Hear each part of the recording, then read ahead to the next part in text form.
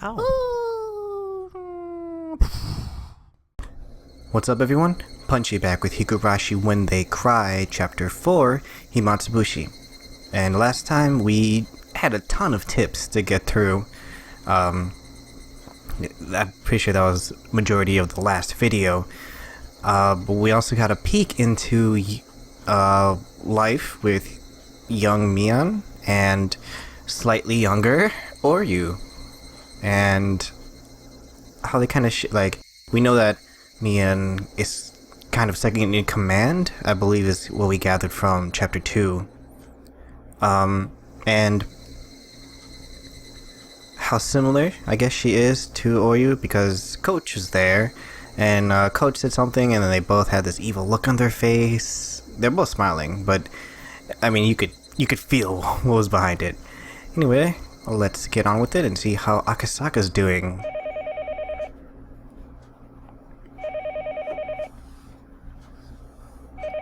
The phone suddenly rang. I woke up in a hurry. The clock read 9 p.m. Damn it! I slept past the time I was supposed to report in.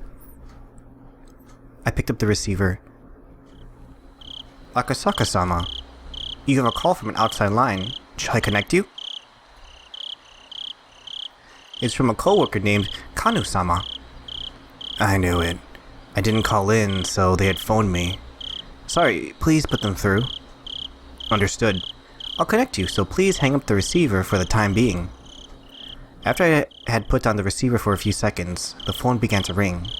Again. Ooh, you in trouble, boy. Yes, hello? This is Akasaka. Akasaka-kun? This is Kano. Good work out there. You didn't call in for your regular port, so we called instead. What's your situation? Leaving the lecture for later, my senior coworker got straight to the point. Today I went to the village proper. Under the guise of a tourist, I managed to establish contact with the mayor and several other core members of the Defense Alliance. I wasn't able to ask them anything, but I left a good impression and was able to make a bridge for my investigation for from tomorrow onwards. I see. It looks like things are going smoothly.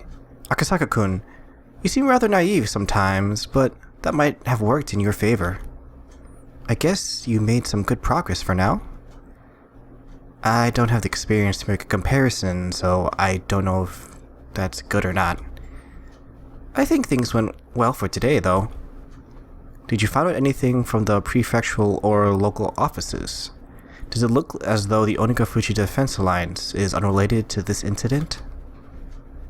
I still didn't know. I should have been able to say that immediately.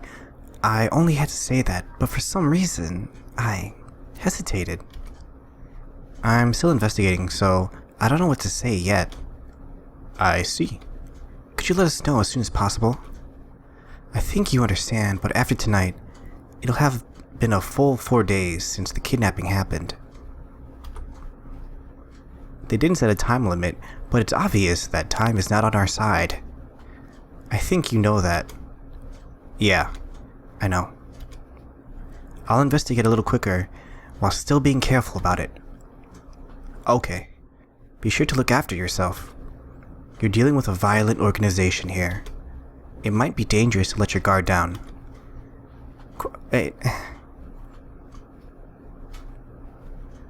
If they're already suspicious of an outsider, and the hotel is a line to go through, who's to say that no one's listening right now? If you feel that you're in any danger, contact me immediately. In that case, I can get the local public safety office prepared to help you. Thank you. I'll do my best.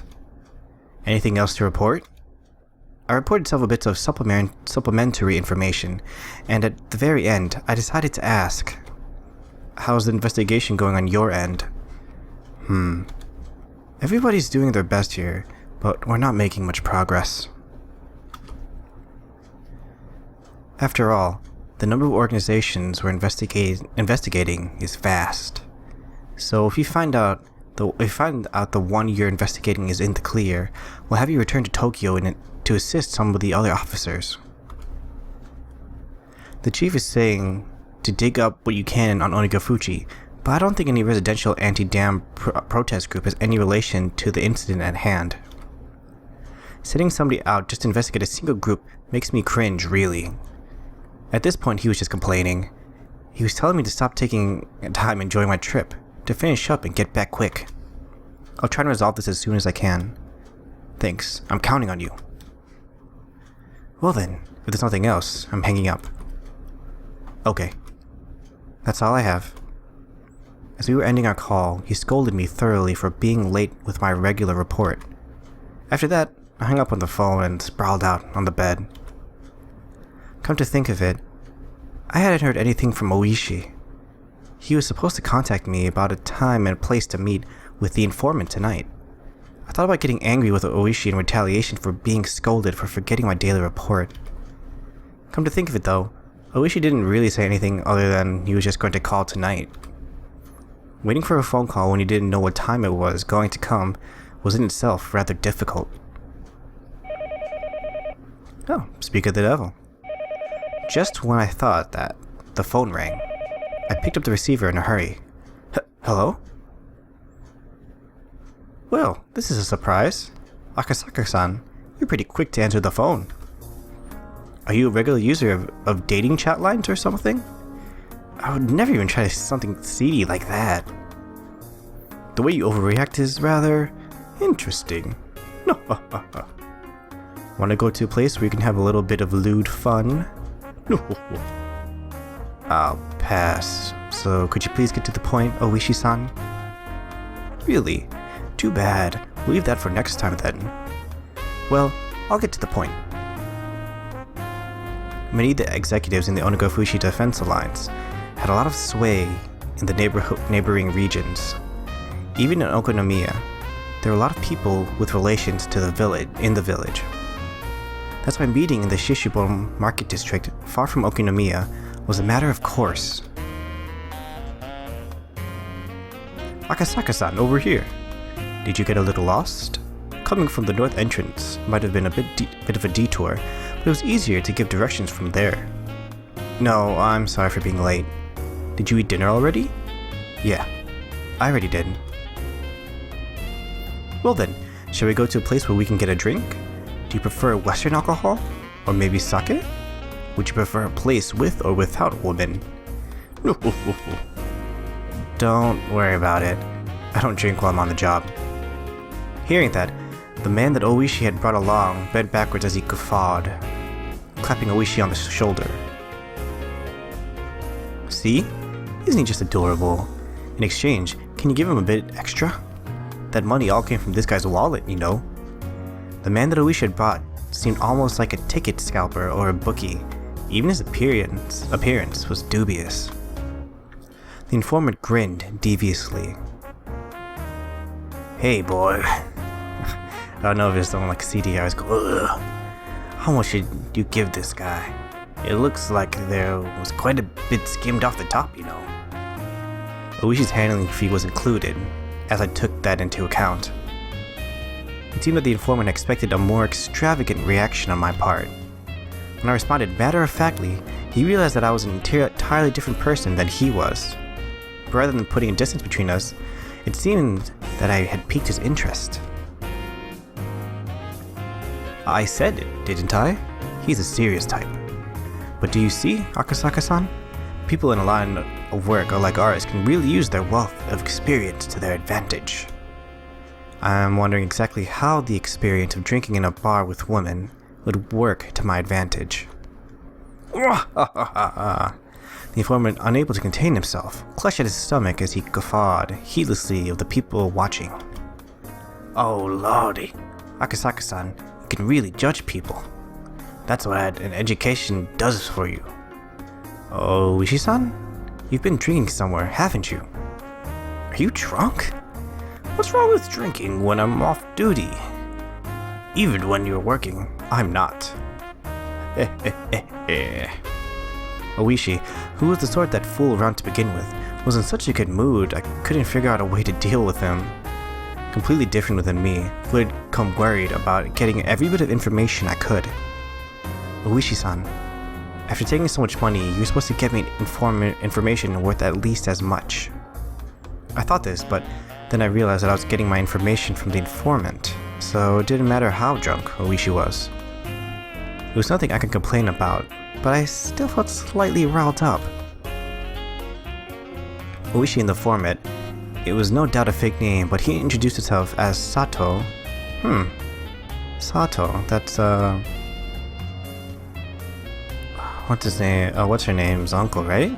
Or the name he... Yeah, I'm pretty sure. It seems familiar in this case anyway. Led the way deeper and deeper into the back streets of the market district. Even though the market was bustling, a couple of turns off the main street and you were in, I assume, desolate alleyway. Oishi started climbing a set of stairs on the side of a seedy building. There wasn't any sort of signage, so I couldn't tell if the place was open or if it was even a store at all. Don't worry, this isn't a dubious place. Those words, coming from Oishi's mouth, had absolutely no credibility. Beyond the door was, thankfully, a typical Mahjong parlor. I was relieved that it wasn't the sort of suspicious place I had to be on my guard about. Welcome, welcome! Oh, Oishi-san, it's been a while. Want to join in? There'll be a free spot soon.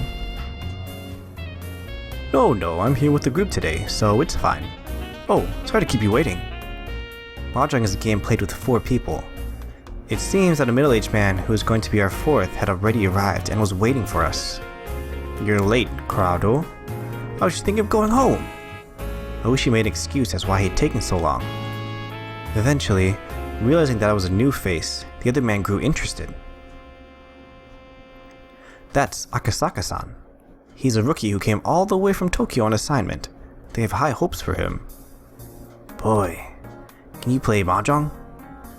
Well, I played a bit while I was still a student.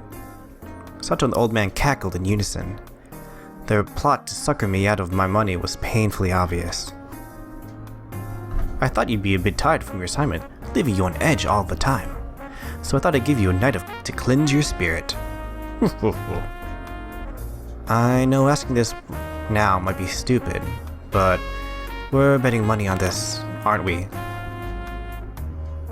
Gah, laughs, all of them, everyone laughing. Well, you see, just a little.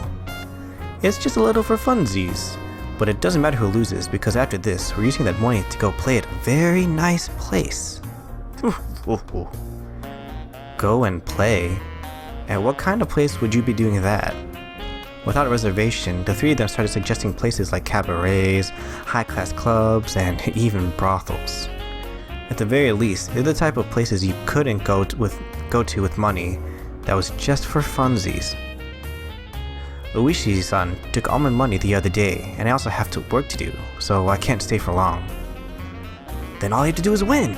If you win, then you can use that money to pay for this table, and you can talk to Corrado about work or whatever. No matter what happened, it seemed like they were intent on playing Mahjong for free. I would have to refasten my resolve a bit. If I was going to be underestimated like this forever, it's going to get in the way of my work. I understand. Then I'll play with you guys for just a bit. If I win, you guys don't get any of the money or get to go to any of those dirty places, and we talk about work right away. Gah! Funny guy, this guy, hey. Yeah. Bring it on. If I win, we're headed straight to the Blue Mermaid on Flower Road. Oh, that place where the girls dress up in gym clothes and maid uniforms? This old lech here likes that place too. Of course, we're going to hop between all the places where they keep the girls coming. Ugh. What about you, Sato-san? I'd prefer a place where we can drink quietly. Like a nice quiet place where we can play footsies with a bunny girl? Last time we went drinking, you pulled the tail right off the bunny girl, didn't you? Didn't you end up having to pay for that? The owner ended up charging what he called a tailoring fee. Nah, he's dirty old man. What a lively table this was. I could tell the other customers were glaring at us while we while we loudly continued our crude conversation. Speaking of which, the fact that they assumed I was the same was a bit disheartening. We should take in all the money I'd brought, so everything I had left was out of my own pocket. In addition, there wasn't that much left of that either. If I kept on hanging around with him like this, through his goading, my wall would disappear into the night. I had to somehow win and return the conversation to my job. But these people, no matter how you looked at it, were pretty good. Sorry, Yuki. Oh, poor Akasaka. No, like we get a game night, even if it isn't the club. Well then, I'll just call Richie here. Well, the old man and Sato-san probably won't fall for this silly Richie. What if Akasaka-kun will spit out what I need? At any rate, Kurado's hand is probably holding something like that, huh? In that case, oh, this ought to go through. There! Oh-ho! The old man's pretty good. He's quietly trying to use one of my safe tiles to complete his hand, isn't he? It seems that Akasaka-kun has at least learned the ropes when it comes to guarding against someone's Richie. Whose thoughts are these right now? But that would be his downfall. What's wrong, boy? Wouldn't you hurry up and discard? If you're not sure, anything that Kurado's already thrown away should be safe, no? Ooh, Akasaka-kun's really fretting over this one. It was glaringly obvious that he had a safe tile to discard, but he didn't want to throw it away because it would move him farther from completing his hand. They're so nice when they're young and innocent. Come on, hurry up and throw out the kicker. If he gave me the winning tile, we'd be headed to an establishment where I could do all sorts of licking and oh gosh, who am I reading? If he gives the old man his winning tile, we'd be headed straight to the place with maids and bloomers. This will go through, right? He looked up as he hesitantly threw out a tile that was... oh crap. That was... oh, too bad. Hey now, that's a dangerous tile, you know? Kurado, does that go through? Yeah, it will. It seems this time you were lucky. But as long as the round kept going, I could still win off the draw. Do they all do that kind of laugh? Is that an old man thing? But after that, Akasaka-kun managed to luckily avoid throwing any bad tiles, and somehow the round managed to end without anybody completing a hand. Tenpai. No ten. Sato-san had keenly anticipated the two players were in Richie and had decided to play it safe. What a cool-headed way of playing. Now let's see what kind of hand did Akasaka-kun have. When the round ends with nobody winning in Mahjong, anybody in Teppei has to show their hand. But if you're not in Teppei, you have no obligation to reveal it. Your average beginner would normally show their hand even if they weren't in Tenpai, and start a commotion about how if this tile or that tile came, they would be in Tenpai. But he didn't. Being stingy. How do you do, boy? Come on and show me. Sato-san reached over to flip the hand that Akasaka-kun had casually placed face down. What the hell is this? He was nowhere near Tenpai. Was Akasaka-kun totally bad at this after all? Right then, as the old man compared the tiles to Akasaka-kun's hand into the discard pool, a puzzled expression crossed his face. Boy, you were in Tenpai right around here, weren't you? Why'd you break your hand? The Hayamantu tiles suddenly got more valuable, so he suppressed them. Even though with Uechi-san's Richie, the chance they were safe tiles had increased. He would have been in no trouble if he'd read the discards, but he went out of his way to keep them out of play. Oh, so Kurado's Tenpai was no good from the start, in other words. If it wasn't a high-level trap, I would have thought that you were waiting for me to throw out the winning tile. But the more concerning thing is that you were in Tenpai and didn't say anything. When did you realize I was in Tenpai? Around here? You threw out 4 tiles in a row immediately. At first I thought you were just discarding redundant tiles, but I noticed you glancing over at me and realized you were waiting for something. Akasaka-kun, Akasaka-kun, When did you first start playing Mahjong? I never did, except in high school and university. Now, let's continue. Since Sato-san wasn't in Tenpai, and the round ended without a winner, then I'm next, right? The next dealer. It seems like Akasaka-kun is really aware of how the game flows. We thought we were going to just eat him alive, but it looks like this isn't going to be so easy. Oh, is that Akasaka? Oh, looks interesting. Interesting haircut, Akasaka. Oishi-san, looks like you're going for the bamboo tiles. Should I put some in play? This boy. Kurado, don't back down. As long as I get 3 more good tiles. Sato-san, think you can do it? Damn it. I'll just force you to go for that cheap Tanyao. Chi. A straight? Well, sorry. I'm going to pawn that tile. Whoa now. Going to call 3 of a kind after you declared a straight? Trying to override and interfere? Boy, you're getting pretty used to this. Oh no. I couldn't even compare it to you guys, who have been playing since before I was even born. That's game, Ron. Triplets, 2 red Dora, and 3 more Dora. I'm the dealer, so this will cost you quite a bit. Gah!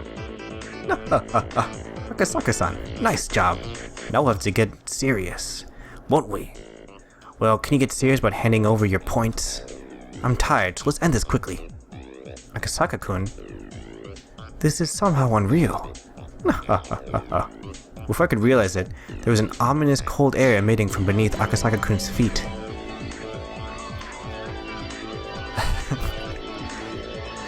It still has the same feel, especially with the music from the club, so even if they're so young, it's nice that we kind of get this kind of scene. How blasé. The 2, 5, and 8 monsters are laughing at you.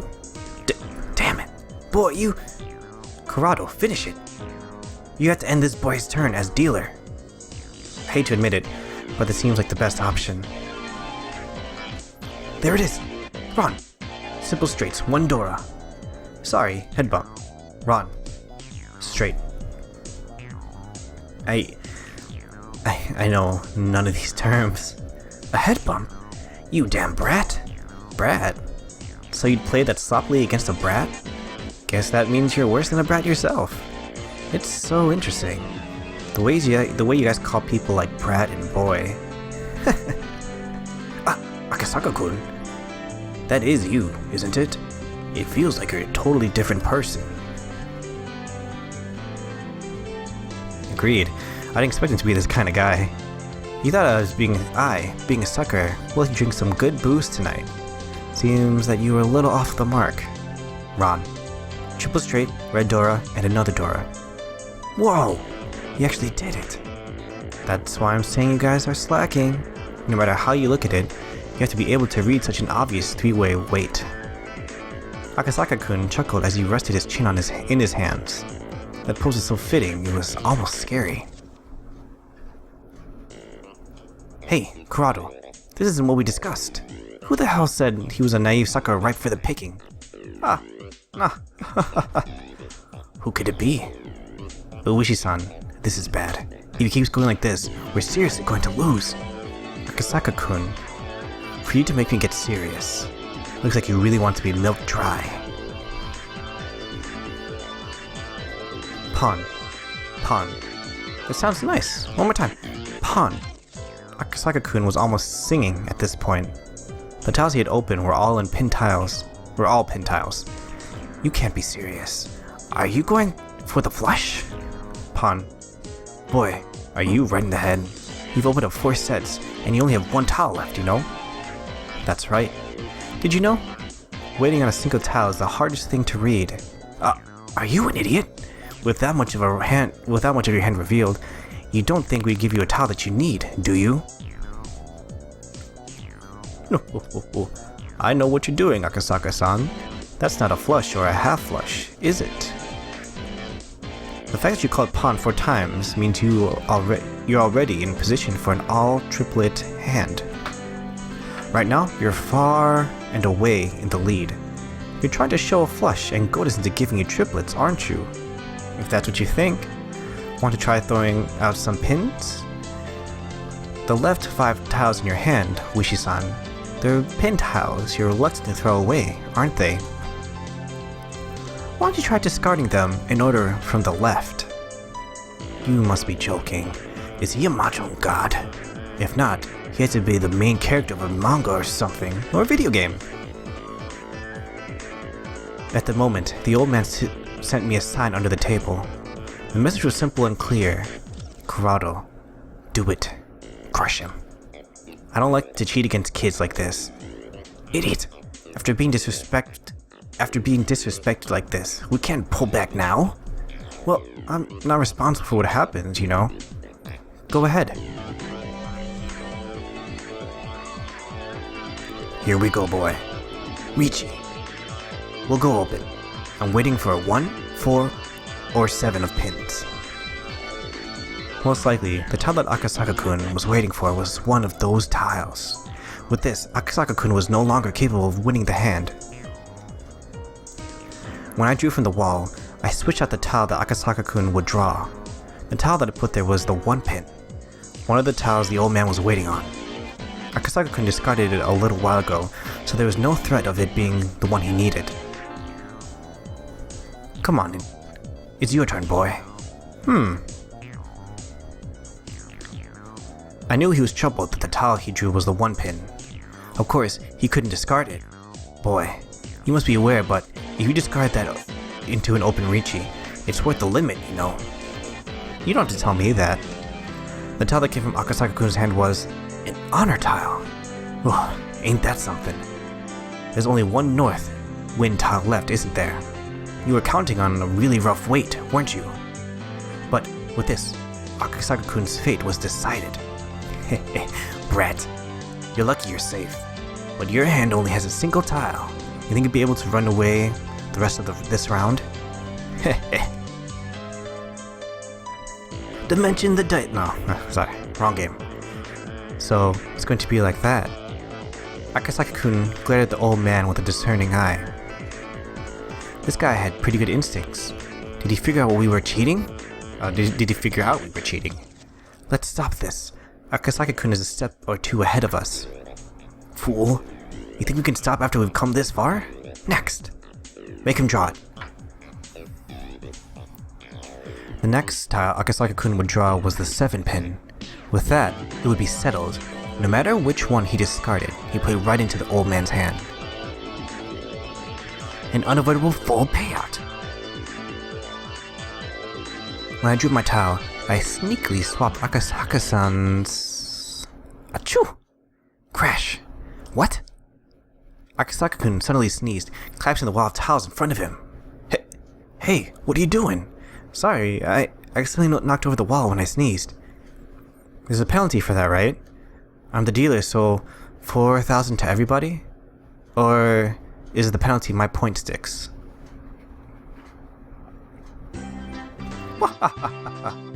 Unable to hold back, I guffawed. Akasaka-kun, knowing he was going to be cornered a second time and unable to escape, he took the drastic measure of knocking over his own wall. You're good, boy, to get away from a full payout like that. Wishi-san, could you not bother putting me in such an obvious trap? If we were at Baba, this would have been the point where I flipped the table. Oh, no. Sorry. I underestimated you. For some reason, you're really good, aren't you? Answer me honestly. You got a lot of experience when you were younger, didn't you? I played quite a bit around Waseda and Takadano Baba. The place I was accustomed to going to had pretty high rates and they chewed me out. I made the woman who would become my wife pretty angry, so I washed my hands of it all. Raised the stakes too high. How much were you playing for at the time? It depends who I was playing with, but it was more expensive than when I played in Kabukicho. There you go. The largest stakes I played with were about 20 times the standard rate. 20 times? What kind of stakes were those? Did you have Yakuza at your table? Or pro baseball players? What's this? Corrado, you buffoon! Where'd you pull this professional from? I give up. Jeez. Boy, it's your win. I surrender. Thank you very much. It was an honor. Oh my. Akasaka-kun, your personality really changes when you play. Why do you even have a day job? You'd have no problem living as a freelancer. To be a pro Mahjong player, you need both talent and luck. I didn't have anything like that supporting me. Luck is luck. With somebody of your skill, I think you'd be able to make it pretty far. Normal luck doesn't cut it. Calling a con and one time out of three, you can aim to win on the extra draw with 4 Dora. That kind of luck. Akasaka-kun, if you can judge something like that, you're already bordering on the supernatural. No, there's plenty of people who can do that without cheating or superpowers. There was a person I met in Shinjuku, where who would get Doras every time you blinked. He was as strong as a demon. There was a pro I played with in Yokohama who drew the tile he needed immediately after calling Michi, like he was an everyday thing. I don't have that kind of luck. What types of folks were those? They weren't named Ryu or Satoshi, by any chance. Oh, this is just flying over my head. Anyway, we've run a little late because of the Mahjong game, but that's okay. Don't really mind. I don't get to upload as much, so it's nice to do a 30-minute video once in a while. So we've Akasaka have played a fun game. Hopefully he can get the information out of the informant that Oishi brought, so let's look forward to that in the next episode. Thanks for watching, guys. Please like and subscribe, and I'll see you next time. Bye-bye.